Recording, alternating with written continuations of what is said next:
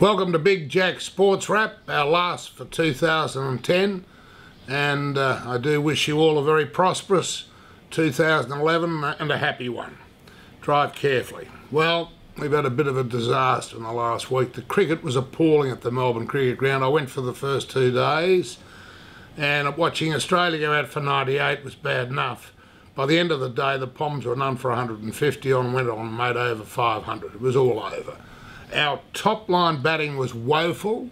The captain and vice captain were both woeful, and took the wicket keeper, Haddon. He probably did a bit, and Watson did a bit. Our bowling was terrible, except for one man, Siddle, who bowled particularly well, and in the second dig he made his highest test score.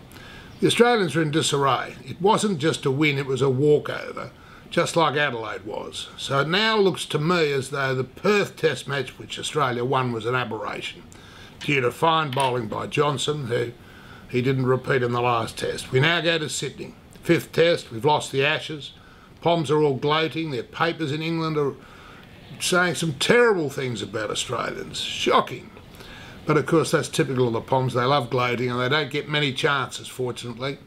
But the 5th test, well, Ponting's out injured, replaced by Khawaja, and he's coming in for his first test match at the age of 24, averaging over 50 runs in Shield cricket. Let's hope he does well at number 3.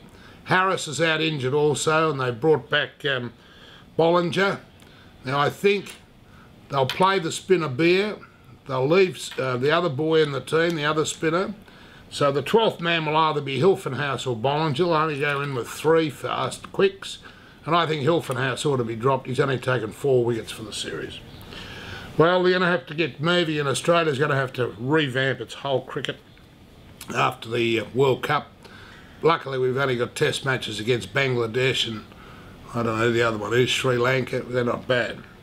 Going on to the other big event, which was the Sydney Hobart. Wild Oats won it for the 5th time in 6 years. That is still not a record. In the 65 years of the Sydney Hobart, a boat called Morna in the 50s and 60s won it 7 times. Wild Oats is after that record. Frivolous protest by the Rules Committee, and it was dutifully thrown out. Now the golf really annoys me. There were some dreadful decisions taken during the week. The PGA runs golf in this country. We have 3 major events. We have the Australian Open, the PGA and the Masters. One's in Brisbane, one's in Sydney, one's in Melbourne. Next year we have the President's Cup, which is a wonderful international event being played at Royal Melbourne.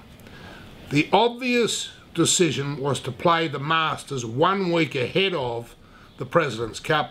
They're going to play it at Kingston Heath.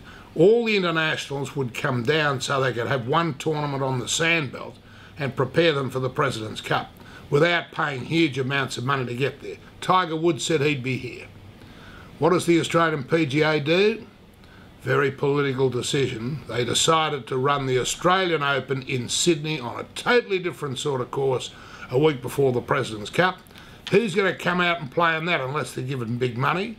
Not only did they do that, and the President's Cup's going to be a wonderful event, a week after the President's Cup, they slotted in the PGA tournament in Brisbane, hoping that a few of the internationals will stay over, and they put the Australian Masters out to the first week in December. Appalling decision, bad for Australian golf, very, very parochial, and all I can say is they ought to sack him. I mean, IMG have done a marvellous job restoring the Australian Masters, and I think it's the #1 tournament in the country. Have a great year in 2011. We'll see you then.